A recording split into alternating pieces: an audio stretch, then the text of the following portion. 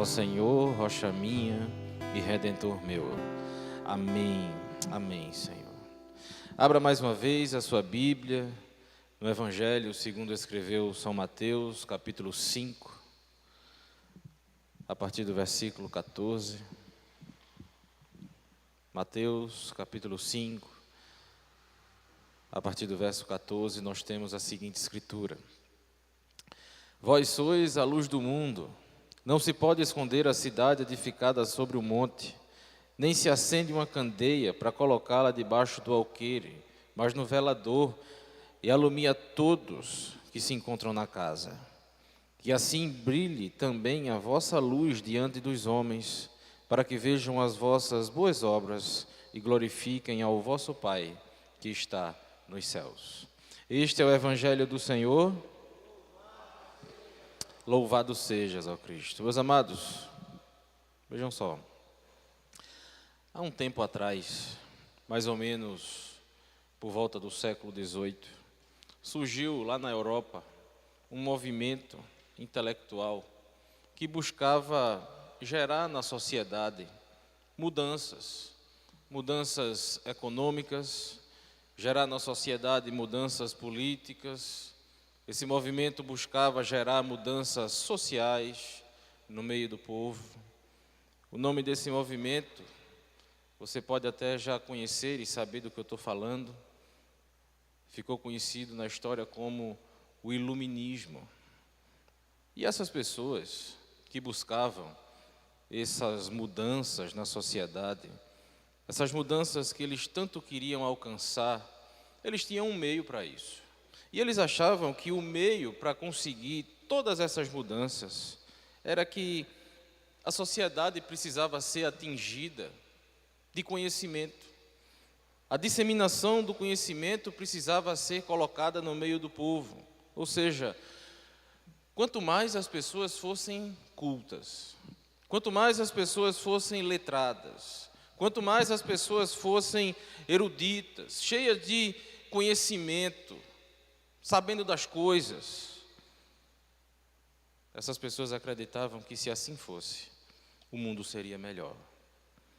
Diziam eles que era o conhecimento que transmitia luz, era o conhecimento que projetava o funcionamento do mundo inteiro, pois sem conhecimento o mundo não andava, sem conhecimento as coisas não fluíam. Daí a razão do nome de muitas vezes, quando a gente encontrar alguma pessoa de muito conhecimento, a gente olhar para essa pessoa e dizer: você é uma pessoa tão iluminada. Tem gente que muitas vezes usa essa determinada expressão para se referir a alguém sábio, para se referir a alguém que tem muito conhecimento, para se referir a alguém que é uma pessoa culta. Em nossos dias, as pessoas não cessam de fazer referência a tudo que sabem. Quando porventura conseguem um diploma, quando porventura conseguem aí os seus cursos, as pessoas muitas vezes se gabam do conhecimento que adquiriram, por terem sim os seus mestrados, doutorados, os seus cursos, por terem os seus títulos adquiridos através de conhecimento, porque afinal de contas estudaram tanto, e elas usam muitas vezes isso como desculpa, estudaram tanto para chegar onde chegaram. E gente, preste atenção numa coisa, a gente está vivendo hoje num tempo de muita informação. Há quem chame o tempo que a gente está vivendo de a era da informação, a era do conhecimento, a era do saber. Para a gente conseguir informação sobre um determinado assunto, para a gente conseguir buscar conhecimento sobre alguma coisa, basta a gente abrir o nosso celular, dar alguns cliques e a gente vai ter ali, na palma da mão, o conhecimento que a gente quiser. Está tudo muito fácil, está tudo muito na nossa mão. Ou seja, todo mundo tem acesso a conhecimento, todo mundo tem acesso a informação. O homem já descobriu muita coisa na vida, por exemplo. O homem já descobriu como é que faz viagens orbitando a Terra. O homem já conseguiu descobrir como é que chega, por exemplo, em outro planeta, na Lua. O homem já conseguiu descobrir e está aí tentando, e está cada vez mais perto disso, de achar vida em outro planeta. Mas esse conhecimento todo, queridos, tem sido apenas sobre coisas, esse conhecimento todo tem sido apenas sobre leis, sobre mecânicas, sobre princípios científicos, um conhecimento da vida apenas em termos biológicos, teóricos, técnicos. Disso as pessoas sabem muito. Mas quando a gente olha para esse mundo aí fora, eu não vejo essa iluminação toda. Eu não vejo tanto conhecimento servir para absolutamente nada. Porque o que eu vejo aí fora no mundo é um mundo mergulhado totalmente numa escuridão, mergulhado em trevas, porque o mundo não tem aplicado esse conhecimento nas coisas mais importantes da vida. Parece que tanto conhecimento não tem servido de nada. Parece que tanto conhecimento não tem gerado nas pessoas compaixão. Não há nada de errado em buscar conhecimento, viu? Eu não estou aqui militando contra isso, não. A gente deve se preparar sim, a gente deve buscar aprender as coisas. Mas pense comigo sobre como está a vida das pessoas hoje. Pense comigo como está o comportamento dos homens. Pense comigo aqui como anda, por exemplo, os relacionamentos pessoais das pessoas. Será que saber tanto tem valido de tanta coisa mesmo? Parece que a gente hoje vive literalmente esse paradoxo entre conhecimento que, segundo esse grupo, dizia ser a iluminação, mas a gente está vivendo num mundo em trevas. A gente está vivendo num mundo caído. Esse texto que a gente está lendo aqui hoje são palavras do Senhor Jesus, quando Ele fala aos seus discípulos lá no Sermão da Montanha. E Jesus está dizendo aqui nesse texto que não é a busca por conhecimento, não é a busca por cultura, não é a busca por erudição, ou não é a busca por ser uma pessoa mais letrada que vai iluminar esse mundo.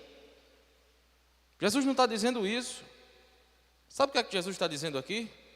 Em claro, em alto e bom som, Jesus está dizendo: vocês são a luz do mundo. Vós sois a luz do mundo. Ou seja, Jesus está falando aqui para os seus discípulos. Jesus está falando aqui para quem crê nele. Jesus está falando aqui para quem para ouvir os ensinamentos dele. Jesus está dizendo aqui que são essas pessoas que ouvem os ensinamentos de Jesus que vão iluminar o mundo. E não é o conhecimento. A luz que vai iluminar o mundo é a luz daqueles que fazem a vontade do Senhor. Amém? É isso que Jesus está dizendo aqui. Só que a gente precisa ter uma coisa em mente também. Para todas as vezes que a gente olhar para esse texto do capítulo 5, aqui, do Evangelho de Mateus, desses versículos 14 a 16, a gente precisa ter uma coisa em mente. A gente precisa sempre associar esse texto com o que o próprio Jesus disse lá no capítulo 8 de João. Essa afirmação deve estar sempre de acordo com isso. Porque Jesus está dizendo aqui: vós sois a luz do mundo. Mas em João 8, Jesus está dizendo: eu sou a luz do mundo. E a gente precisa associar essas coisas. E aí, pastor, quem é a luz do mundo? Somos nós ou é Jesus? Preste atenção. Jesus, Ele está aqui identificando aqueles que são dele, com Ele mesmo. Amém? Jesus está identificando o povo dele como sendo parte dele mesmo. Ser luz do mundo, queridos, não é brilhar luz própria. E a gente precisa entender muito bem isso. Até porque nós não temos luz própria. A gente não tem o que brilhar. Ser luz do mundo é resplandecer a luz que há nos próprios Senhor Jesus. Amém? Porque Ele é a luz do mundo. E a luz que vai iluminar esse mundo, sendo eu luz, não é a minha, é a luz que eu vou refletir através do meu relacionamento com Jesus. É como se Jesus, que é o sol da justiça, segundo a Bíblia nos fala, ele tivesse a luz refletida, como no caso a lua reflete a luz do sol. E em muitos momentos da noite, às vezes, quando é lua cheia, a gente vê as coisas iluminadas de noite, é ou não é? Mas aquela luz não é da lua. Aquela luz é do sol refletida através da lua. Assim somos nós. Jesus está dizendo aqui que um dia o sol da justiça, ele brilhou tão forte na minha e na sua vida, que essa luz que brilhou tão forte na minha e na sua vida, até hoje, através da minha vida, continua brilhando aquela luz que brilhou forte em mim. Você consegue entender isso? A luz foi a primeira coisa que veio à existência no mundo. Quem lembra lá de Gênesis capítulo 1? A primeira coisa que Deus disse foi: haja luz. A luz trouxe a existência ao mundo. Foi a primeira coisa criada, lá no princípio da criação. Porque sem luz, esse mundo seria e continuaria numa imensidão de trevas.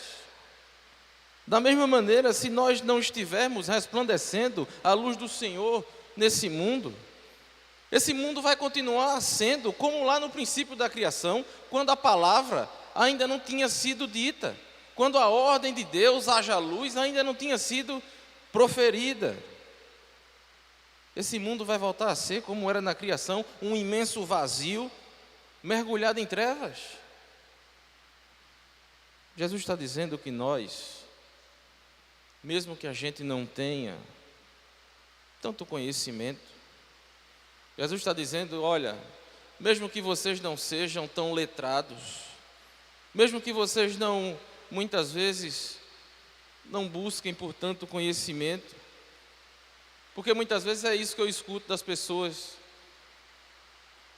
ah, pastor, eu não sei falar de Jesus porque eu não tenho tanto conhecimento como o Senhor. Mas diga o que Jesus fez na sua vida, fale da luz que brilhou na sua vida, resplandeça a luz que um dia alcançou você, que iluminou você, que fez você ver as coisas de uma maneira diferente. Muito embora não tenhamos tido, quem sabe, uma formação acadêmica, embora não tenhamos concluído ainda uma faculdade, estamos já até buscando isso. Nós que somos igreja do Senhor, queridos, nós precisamos compreender melhor a vida do que qualquer pensador que já foi alcançado por conhecimento. Nós somos alcançados por algo maior do que o conhecimento. Nós somos alcançados pelo Senhor Jesus. Amém? Ser luz do mundo implica em assumir essa natureza dele, implica em parecer mais com ele, implica em ser transformado cada vez mais por ele, deixando essa luz resplandecer através da nossa vida, porque ele é a luz, ele é a fonte. Eu sou apenas um instrumento, um condutor. Ser luz do mundo implica estar em Cristo e também implica ter Cristo em nós. Mas em segundo lugar, Jesus está dizendo também outra coisa muito importante aqui nesse texto. Em seguida, após dizer que somos nós a luz do mundo e não é conhecimento buscado, gerado, conseguido, Jesus está dizendo aqui que essa luz que vai resplandecer através de você, essa luz não pode ficar escondida, mas sim, essa luz precisa ser colocada num lugar estratégico. Essa luz precisa ser colocada num lugar de destaque, para que o ambiente em que ela estiver inserida possa receber toda aquela luz. Amém? Porque se nós somos a luz do mundo, a gente não tem que viver a vida onde a luz não resplandeça. A gente não tem que viver a vida escondido. A gente não tem que viver a vida ofuscado. Não. Muito pelo contrário. A gente precisa estar nos lugares onde a gente possa resplandecer essa luz. Quer ver uma coisa que acontece muito hoje em dia? Eu vou dar um exemplo aqui. Todo mundo aqui, quem aqui já assistiu filme de espionagem, né? Tipo James Bond, né? Tipo aqueles filmes ali, 007, o melhor espião do mundo, né? E a maior e melhor e mais fundamental característica, por exemplo, de um espião ou de um agente secreto, é que todo agente secreto, e muitas vezes até alguns super-heróis que a gente conhece hoje em dia, preste atenção, todos eles têm uma vida dupla. Já parou para observar isso? Todos eles têm uma vida separada. Eles separam a vida entre o momento em que eles estão vivendo normalmente, como qualquer pessoa, e o momento em que eles estão agindo. É ou não é? Ele é um matador profissional, por exemplo, sabe lutar, sabe falar várias línguas, mas quando ele sai daquele disfarce, quando ele se desmonta, quando ele sai da fantasia, quando ele vai viver uma vida normal, sem aventuras, sem perigos, ele vai passando despercebido por todas as pessoas. Ninguém conhece ele.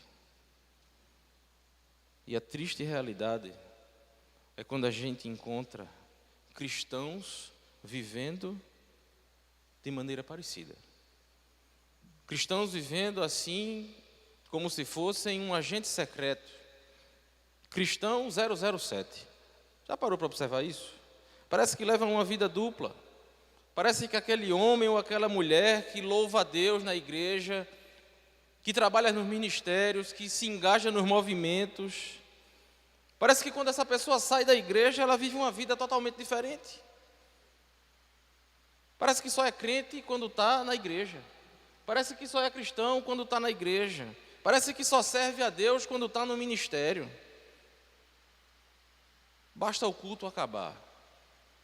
Basta o movimento acabar. Basta voltar para casa.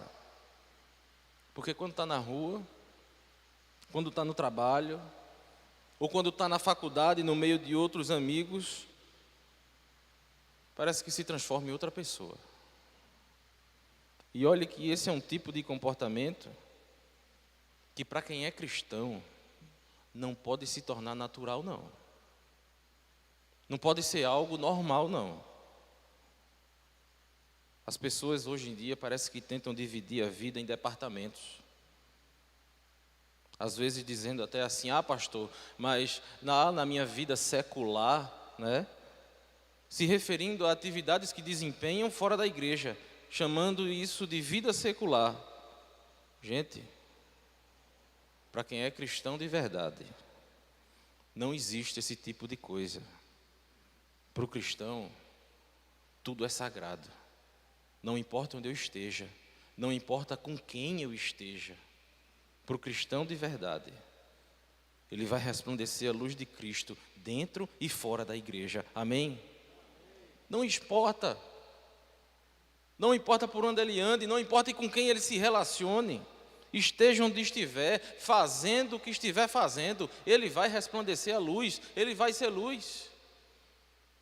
É por isso que Jesus está dizendo aqui que não se pode esconder a cidade edificada sobre o monte. Jesus está falando aqui de Jerusalém, que era de fato, e os salmos falam isso em muitos deles, dizendo, Jerusalém é a cidade edificada sobre o monte. Ninguém pode esconder aquela cidade, assim devemos ser nós. Ninguém pode esconder um cristão, e principalmente o cristão não pode esconder a sua vida. Não pode andar como sendo esse agente 007 de Deus. Não. Jesus poderia ter citado muitos lugares aqui. Mas Jesus está falando de uma casa, onde todos são iluminados, quando somente um é iluminado pela luz de Cristo. Quando somente um, dentro de uma casa, é iluminado pela luz de Cristo, ele vai resplandecer essa luz para todos aqueles que estão dentro de casa. Ele vai ser exemplo para todos aqueles que estão dentro de casa. Ele precisa iluminar essa luz em todos os ambientes que ele estiver, principalmente dentro de casa. Quando dentro de uma casa, ou dentro de uma família, queridos, preste atenção nisso em nome de Jesus. Quando dentro de uma casa ou dentro de uma família, alguém verdadeiramente se converte ao Evangelho do Senhor, pode ter certeza, a chance de todos aqueles se converterem também é muito grande. Porque a luz de Cristo vai brilhar. E não tem como a gente tapar o sol com a peneira. Amém? Não tem como. E sabe como essa luz vai brilhar? Jesus ele termina dizendo nesse texto aqui. Olha o que Jesus termina dizendo. Assim brilhe a vossa luz diante dos homens. Vocês têm que brilhar a luz aí fora, diante das pessoas, diante dos homens. E como é que essa luz vai brilhar, pastor? Jesus também está dizendo aqui. Para que vendo as vossas boas obras.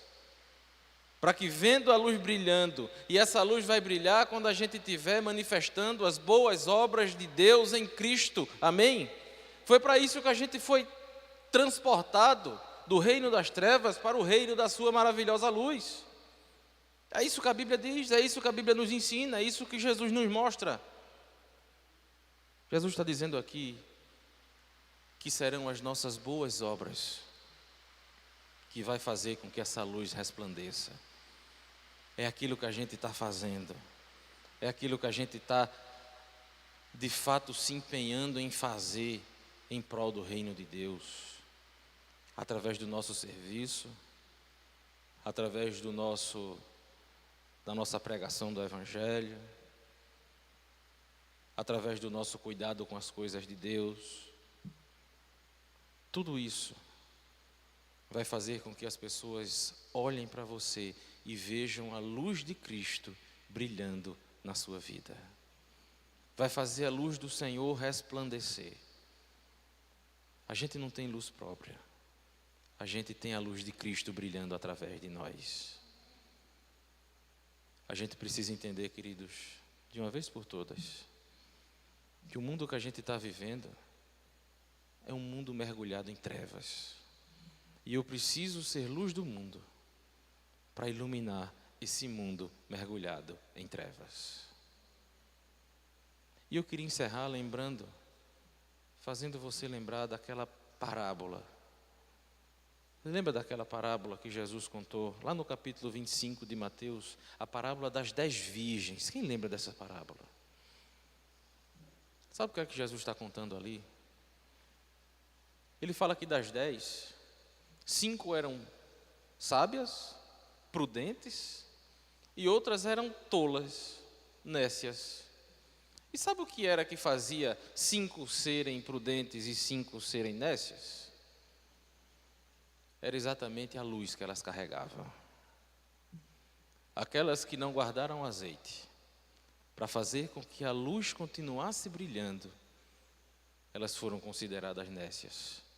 O noivo chegou, mas só levou aquelas que cuidaram em resplandecer a luz daquele que estava nelas. Queridos, aquelas mulheres representam a busca do Senhor vindo para buscar a sua noiva. E eu queria que você entendesse que o noivo só vai vir buscar a noiva que estiver brilhando. Amém? Que estiver com a luz acesa, que estiver resplandecendo a luz que um dia brilhou na vida dela também. Que hoje a gente possa sair daqui com essa certeza. A certeza de que eu preciso, de que eu devo, todos os dias, resplandecer a luz daquele que um dia brilhou sobre a minha vida. Resplandecer a luz daquele que um dia fez com que um novo sol pudesse brilhar na minha vida. E é por isso que eu queria orar por você nesse instante. Fecha os teus olhos. Curva a tua cabeça. Pensa um pouco em tudo isso. porque o Senhor está aqui nessa noite querendo revelar essa luz em você, fazendo brilhar mais uma vez essa luz que um dia brilhou lá atrás, no dia que você conheceu Jesus, no dia que você reconheceu Jesus como sendo o seu Senhor e Salvador.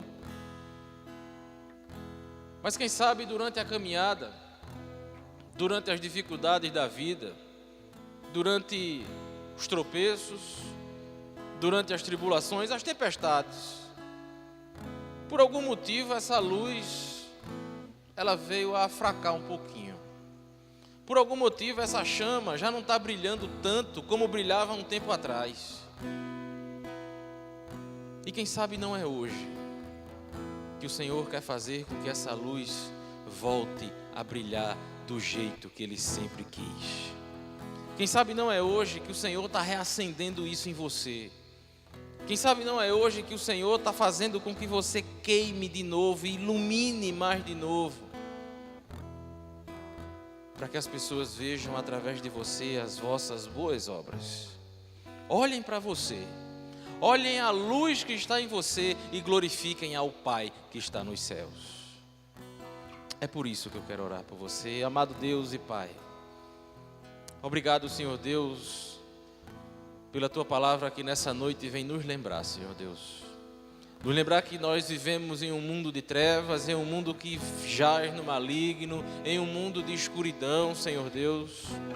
E Tu está lembrando ao Teu povo hoje que o Teu povo, Senhor Deus, os Teus discípulos, aqueles que creem em Ti, aqueles que têm relacionamento contigo, esses sim são a luz do mundo. Os Teus filhos, aqueles que Tu chamaste, Senhor Deus, aqueles que Tu um dia brilhasse na vida deles, Senhor Deus, e fizessem com que eles, a partir daí, pudessem resplandecer a Tua luz. Que eles saibam disso, Senhor, e que já não vivam mais uma vida departamentalizada, uma vida, Senhor Deus, que muitas vezes tem vivido aqui, mas que tem vivido algo diferente quando saem daqui. Que o Teu povo nessa noite desperte, Senhor. Desperte a brilhar a Tua luz. Porque as pessoas vão perceber.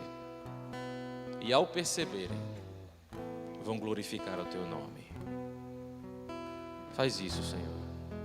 Que as pessoas ao olharem para nós reconheçam a Tua luz e glorifiquem o Teu nome. Que as pessoas ao olharem para nós possam, Senhor Deus, de fato entender que existe uma luz que pode iluminar esse mundo, que pode transformar esse mundo, que pode trazer de volta uma chama que já não brilha mais, a voltar a ser acesa e a queimar, Senhor Deus, dentro de nós, de vontade de Te servir, de fazer e de realizar as boas obras para as quais nós fomos preparados para elas. Faz isso, Senhor. Desperta a Tua igreja para isso.